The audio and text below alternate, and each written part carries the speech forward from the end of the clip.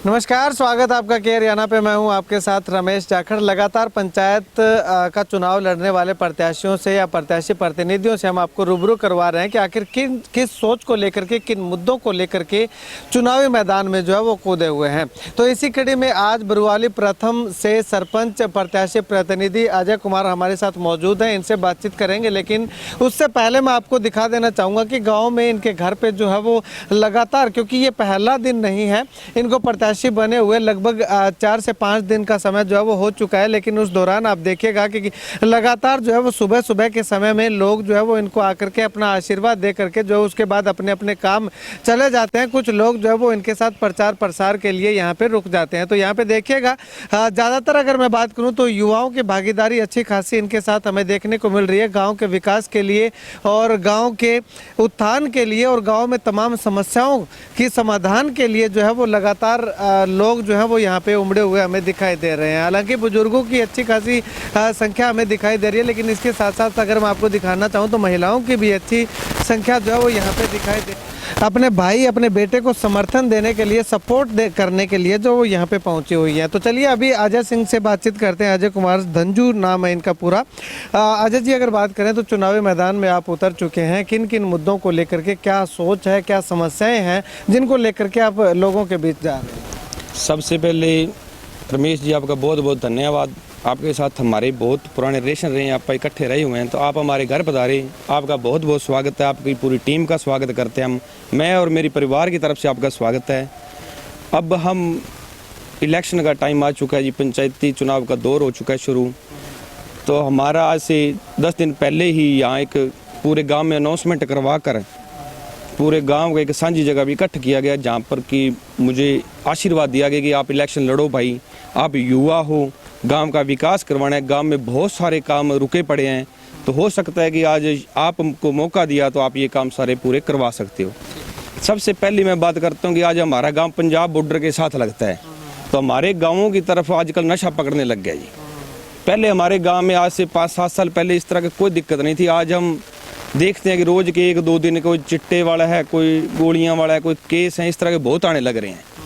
इसका हमें डर नहीं है कि हमारे बुजुर्गों को कोई दिक्कत हो जाएगी, इसका डर है कि हमारी आने वाली नौजवान पीढ़ी अगर इस दलदल में फंस गई तो हमें निकालना बहुत ही मुश्किल हो जाएगा। इसके लिए सबसे पहला हमारा यही स्टैंड रहेगा कि हम अपने बॉर्डर लगते गाँव को इतना निडर बनाएं कि हमारे गाँव में नशा ना पकड़ सके।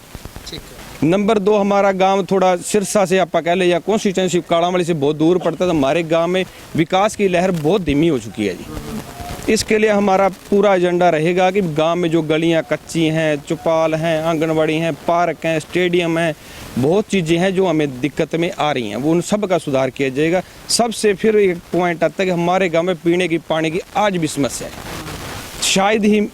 शायद ही कोई ऐसा गांव होगा, किसी की किस्मत ऐसी ना होगी कि जहां पर एक गांव में 10-10 टैंकर हैं किराए के लिए। इतना हमारे गांव में पानी नहीं प्रॉपर, हमारी जो स्पेशल नहर है वहां से नहीं आ रहा, हमें ब्रोखा से भी पाइपलाइन मिली हुई है, फिर भी हमारे गांव को पानी नहीं पूरा हो रहा। आप देखो उधर आपका आना जाना कभी हो कि उस एक नहर से हमारे गाँव में, जब वहाँ पर नहर में पानी आ जाता है तो इतने टैंकर मतलब रोड पे चलते हैं कि कुछ कह ही नहीं सकते। हर एक घर में 3-4 दिन बाद एक टैंकर पानी का आ रहा है। सबसे मेन समस्या हमारी पानी की हो चुकी है आज तक। दूसरा नंबर आता है, ये हमारे गांव में ट्रांसपोर्ट की बहुत बड़ी दिक्कत है। सिर्फ 2 टाइम बस आती है, एक रोडवेज की सुबह आती है कि शाम को आती है, उसमें बच्चे स्कूल वाले पढ़ने वाले इतने हो जाते हैं कि बहुत ज़्यादा दिक्कत आ रही है जी। हम पहले भी 1-2 बार GM साहब से, कुछ दोस्त थे या अंकल को साथ लेके GM साहब से मिले भी, रिक्वेस्ट भी करी, वो बोले कि ये थोड़ा लंबा प्रोसीजर है आपका, करेंगे।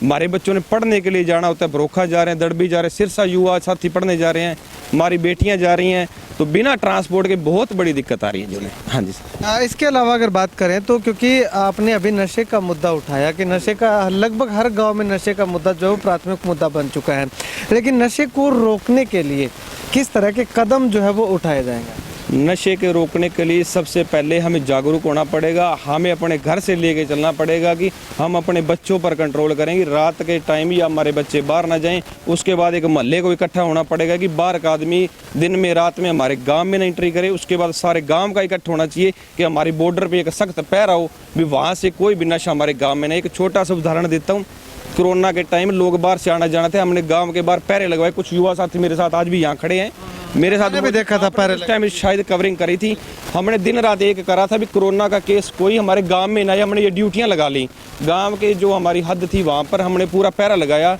तो हमने क्या देखा वहाँ पर भी कोरोना वाले केस नहीं आ रहे थे, रात को नशा बेचने वाले हमने पकड़े जी वहाँ पर। तो आपके शायद ध्यान में हो, इधर मानखेड़ा रोड पर, झंडा रोड पर आपने कवरिंग भी करी थी।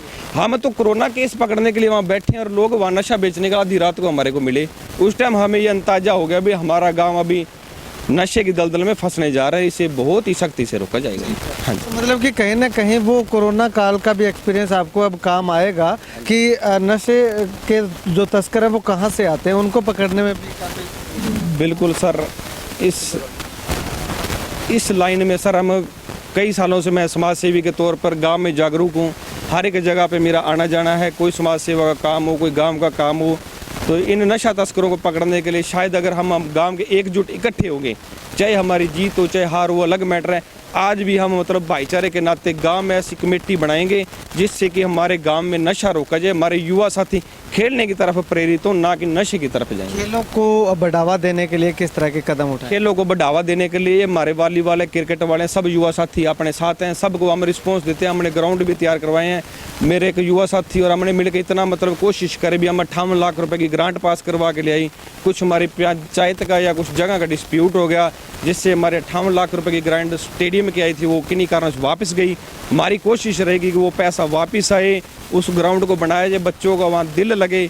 अगर बच्चों को वहाँ फैसिलिटी मिलती है तो वो खेलों की तरफ ध्यान देंगे, न कि वो नशे की तरफ जाएंगे जी। हाँ जी। अब एक आखिरी सवाल करूंगा अंत में, जो हमारे चैनल के माध्यम से आपको देख रहे हैं, सुन रहे हैं, आपके गांव के लोग हैं, आसपास के गांव के लोग हैं, उनको क्या मैसेज, क्या अपील करें? सर मेरी अपील एक ही है कि मेरे लिए सबसे बड़ा आज जो मेरे इलेक्शन लड़ने गया, मेरे बुजुर्गों ने मेरे को आशीर्वाद दिए कि गांव का विकास हो, मेरा गांव स्वच्छ साफ सुथरा बने, हर एक चीज़ की फैसिलिटी मिले। मेरा गांव आज थोड़ा सा, मैं अपने मुंह से नहीं कह सकता, आप सबको पता है कि पिछड़ चुका है, मगर ऐसा अगर भगवान हमें मौका देता तो ऐसी कोई कमी नहीं मैं छोड़ूंगा, चाहे स्ट्रीट लाइटों की हो चाहे गलियों को। मेरा इस लाइन में बहुत बड़ा एक्सपीरियंस है। आज मेरे को 13-14 साल हो गए, मैंने जेई का काम भी किया हुआ है, सिविल लाइन से मैं डिप्लोमा होल्डर भी, इंजीनियर भी मैंने करी हुई है। तो मेरे को विकास के कामों में कोई रुकावट नहीं आएगी दिल जान से, और चाहे मेरे को अपनी जेब से ही क्यों ना पैसे लगाने पड़े, हम पूरा ठोक बजा के आज कहते हैं कि हम अपने गांव के विकास में कोई कमी नहीं रहने देंगे। शुक्रिया बातचीत के लिए। तो यहाँ पे आपको बता दूं कि अजय कुमार जिनसे हमारी बातचीत हो रही थी, जो प्रत्याशी, सरपंच प्रत्याशी प्रतिनिधि हैं, और इनका साफ तौर पे कहना है कि आने वाले समय में विकास के मुद्दे को लेकर के, गांव में पीने के पानी की समस्या खत्म करने के मुद्दे को लेकर के, गलियों के निर्माण को लेकर के, और सबसे मुख्य एजेंडा नशे को जड़ से खत्म करने के एजेंडे को लेकर के गाँव के लोगों के पास जो है वो घर घर, डोर टू डोर जा कर के उन लोगों को अपनी जो चुनावी मुद्दे हैं उनसे रूबरू करवाएंगे, और उनको इस नाम पे वोट देने के लिए अपील करेंगे कि अगर आप अपने बेटे को नशे की गर्त से बचाना चाहते हैं, अगर आप पीने के पानी की समस्या से निजात पाना चाहते हैं, और तमाम गांव में जितनी भी समस्याएं हैं उनसे छुटकारा पाना चाहते हैं, तो अजय कुमार को वोट करें। अब ऐसे में तय आप लोगों ने करना है, क्योंकि प्रत्याशी केवल एक नहीं है, और भी प्रत्याशी आएंगे, उनमें से चुनना आपने है कि कौन सा प्रत्याशी किस तरह के मुद्दे लेकर के आपके बीच में आता है, और कौन सा प्रत्याशी आपकी उम्मीदों पे खरा उतर सकता है। जो प्रत्याशी आपको लगे कि पढ़ा लिखा हो और समझदार हो, आपकी उम्मीदों पे खरा उतरने वाला हो, उसी प्रत्याशी को अपना वोट दे करके जो है वो सफल बनाए, ताकि आने वाले समय में युवा जो है वो नशे की गर्त से बचाया जा सके और गाँव को विकास के पथ पर अग्रसर किया जा सके। खैर, इस वीडियो को लेकर के क्या कुछ कहना चाहेंगे कमेंट सेक्शन में कमेंट करके ज़रूर बताइएगा। कैमरा सहयोगी सुनील के साथ रमेश जाखड़ के हरियाणा।